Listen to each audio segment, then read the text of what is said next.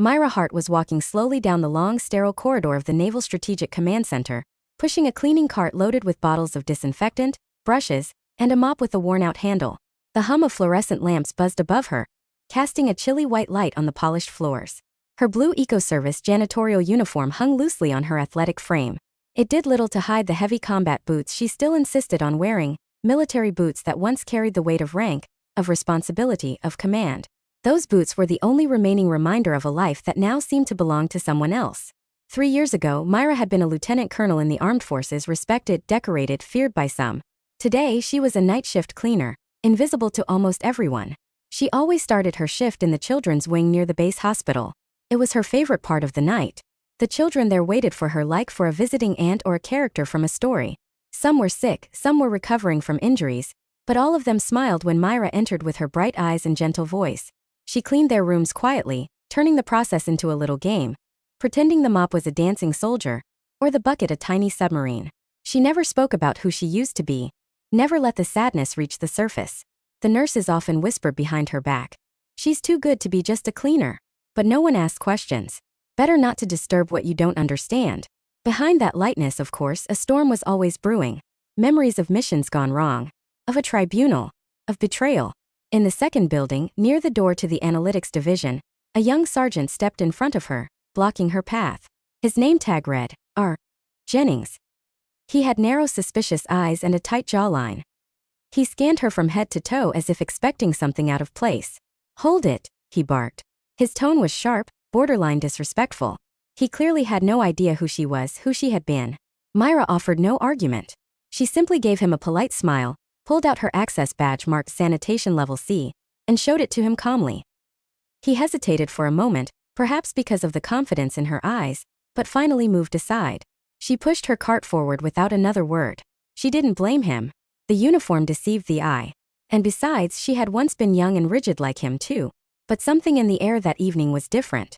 You could feel the tension across the entire base as if the walls themselves were on alert. In offices and hallways, officers were speaking in hurried, low voices. Phrases flashed through the noise. Critical situation. Red code. Northern breach. At the entrance near the Strategic Control Center, Myra's eyes caught a glimpse of one of the situation displays. A digital map filled with military symbols. The northern sector was marked in red, flashing, breached, overwhelmed. It was all too familiar. Like déjà vu from another life. She paused for a moment beside the wall, pretending to adjust some supplies on her cart, but in truth she was analyzing the data on the screen even from a distance. Troop positioning, enemy simulations, movement patterns. It was a mess. Officers were debating possible countermaneuvers, but their voices were full of uncertainty. No cohesion. No clear leadership. Time was bleeding away. Her heartbeat began to drum as her instincts awakened. They're about to make the same mistake again, she thought. They don't even see the trap forming. But I do. Something inside her refused to stay silent. She stepped forward. Something pulled her back into the role she tried so hard to forget. She walked up to the briefing table. The room fell quiet for a moment, not because they recognized her, but because they were startled to see a janitor approaching them with such purpose. She spoke with a steady, commanding voice. "You need to deploy the maneuver known as Grey Hammer immediately." Silence. Some frowned, shocked at the audacity. Others just stared. Across the room, a tall older man turned sharply. General Blake. Silver-haired. Stern, but with sharp eyes that had seen many wars. He looked at her, confused at first, then stunned. Recognition dawned in his face. "Lieutenant Colonel Hart?" he breathed. Everyone turned. Myra nodded once. But she was no longer merely a woman in a cleaning uniform. In that moment she stood tall, shoulders back, like the officer she had been. Her voice carried the tone of authority that no rank emblem could give or take away. She spoke clearly, quickly, outlining the Grey Hammer counterattack maneuver, something she herself had designed 3 years earlier in a classified war game. It was a precise, ruthless strategy that exploited every known weakness of the simulated northern enemy. General Blake listened with absolute attention. He didn't hesitate. "Execute it," he ordered. Within 15 minutes, Myra was coordinating the operation as if she had never left her post. She issued instructions, corrected positioning, calculated timing. The officers followed her, stunned but obedient. And soon, one by one, reports came in: target disabled.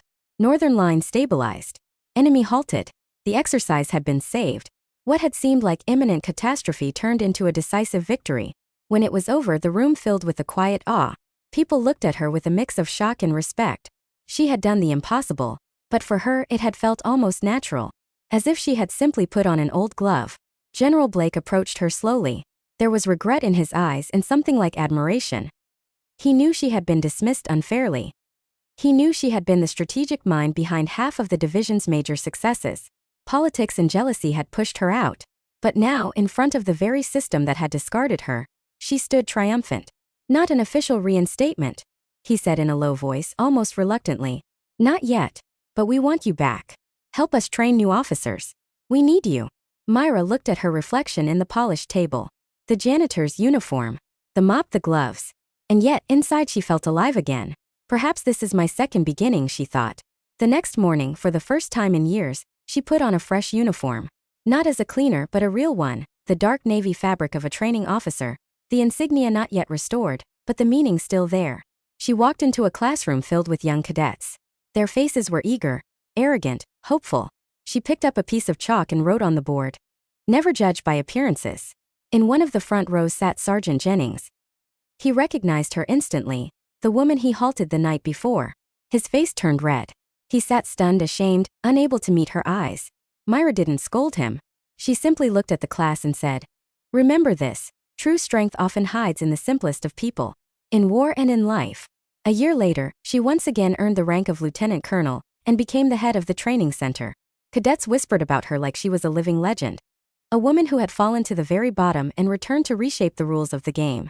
And that is how an unforgettable story began. A reminder that heroes may wear any uniform, and sometimes greatness returns quietly, pushing a mop down a silent hallway.